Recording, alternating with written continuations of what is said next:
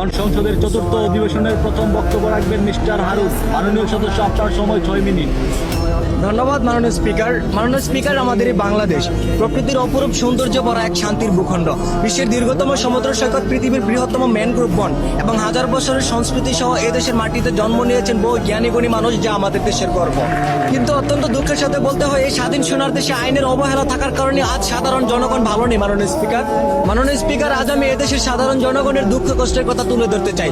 বর্তমান বাজারে নিত্য প্রয়োজনীয় জিনিসপত্রের দাম এতটাই বেড়ে গেছে যে সাধারণ খেটে খাওয়া মানুষ দিশেহারা হয়ে পড়ে।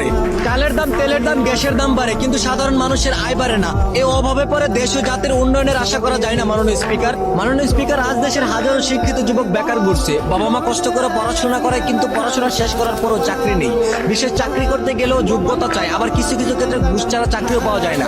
যে দেশের মেধাবী যুবক বেকার থাকে, সে দেশ কখনো পুরোপুরি ভাবে উন্নত হতে পারে না। মাননীয় স্পিকার, বর্তমান সামাজিক যোগাযোগের মাধ্যমে অপপ্রচার, প্রতারণা, কিশোর গ্যাংয়ের কার্যক্রম প্রতিনিয়ত বেড়ে চলছে। অল্প বয়সী ছেলেরা মাদক, সন্ত্রাস আর অপরাধের দিকে ঝুঁকে পড়ছে।